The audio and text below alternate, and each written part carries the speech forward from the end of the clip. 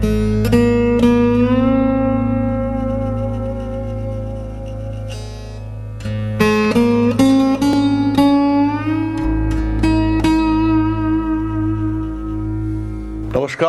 বৃষ রাশি, বৃষ লগ্ন, জন্মকুণ্ডলিতে শনিদেব পীড়িত অবস্থায় রয়েছেন।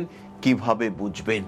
বারবার ঋণ হয়ে যাচ্ছে, টাকা পয়সা মাসে যেটা আয় করছেন সেই টাকায় সংসার প্রপার ওয়েতে চালাতে পারছেন না।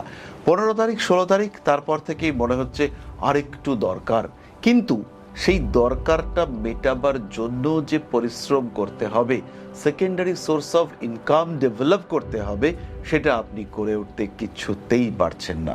চাকরি চেঞ্জ করবেন, ডিসাইড করে ফেলেছেন আর এখানে থাকবো না, কিন্তু কিছুতেই চাকরি চেঞ্জ করবার রাস্তা খুঁজে পাচ্ছেন না।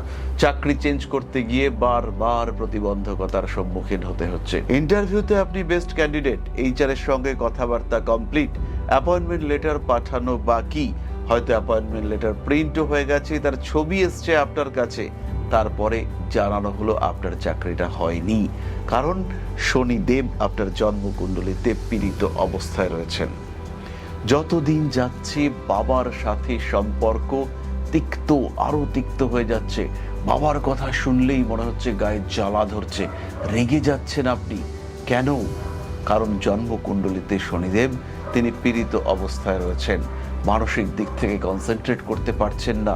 ধর্ম কথা শুনলে মনে হচ্ছে কি সব বলছে, ঠাকুর পুজো করে কি হবে, ওরা কি আমার ভালো করতে পারবে, এই সমস্ত প্রশ্ন মাথার মধ্যে জেগে উঠছে। অদ্ভুত সব যুক্তি, ভাগ্য কি, কেন ভাগ্য, আমি না খাটলে কি কাজ হবে, এরকম সমস্ত প্রশ্ন মাথার মধ্যে আসছে। যে মানুষ আপনি একটা সময় আধ্যাত্মিকতা ছাড়া কিছু ভাবতেন না, আজকে মনের মধ্যে কাজ করছে অবিশ্বাস। কেন বিশ্বাস করব, এরকম প্রশ্ন জেগে উঠছে। কারণ শনিদেব তিনি আপনার কুণ্ডলিতে পীড়িত অবস্থায় রয়েছেন। সারা শরীরে ব্যথা, হাঁটু, কোমর, হাঁটুর নিচের অংশ চাপা ব্যথা, সেই ব্যথায় আপনি কাজ করতে পারছেন না। মনে হচ্ছে কেউ যদি শরীরটাকে দুমড়ে মুচড়ে দিত, তীব্র মাসাজ করে দিত, আপনি ভালো থাকতেন। সেটা হচ্ছে না, মাথা গরম হয়ে যাচ্ছে ক্রমাগত, বাড়ির লোকেদের উপরে ক্ষেপে যাচ্ছেন, উগ্রতা সৃষ্টি হচ্ছে। অর্থাৎ শনিদেব আপনার জন্মকুণ্ডলিতে পীড়িত অবস্থায় রয়েছেন। কনসেন্ট্রেশনে ব্যাঘাত ঘটছে, কর্মক্ষেত্রে অকারণ অশান্তিতে জড়িয়ে পড়ছেন। ভালো কথা বলছেন, সবার জন্য ভাবছেন, কিন্তু সবাই তারা আপনাকে শত্রু ভাবতে শুরু করছে। রাগ, জেদ, তেজ, এই সমস্ত বিষয়গুলি আপনার মধ্যে উগ্রতা সৃষ্টি করছে। আপনি একজন গৃহবধূ, হোম মেকার, বাসনপত্র হাত থেকে বারবার পড়ে যাচ্ছে, খটাং খটাং করে আওয়াজ হচ্ছে।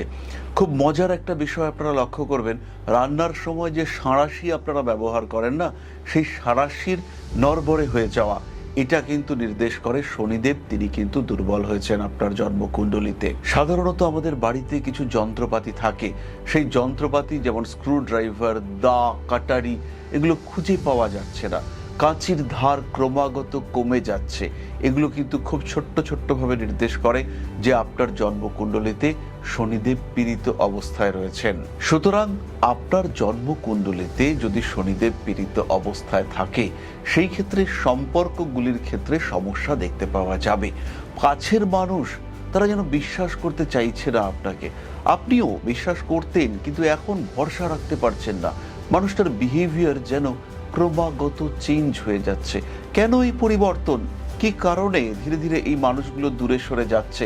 কোনো কারণ নেই, একটাই কারণ, শনিদেব আপনার কুণ্ডলিতে বিরূপ হয়ে রয়েছে। প্রতিকার দরকার, প্রতিবিধান দরকার। জীবন থেমে যাচ্ছে, এগোতে পারছেন না।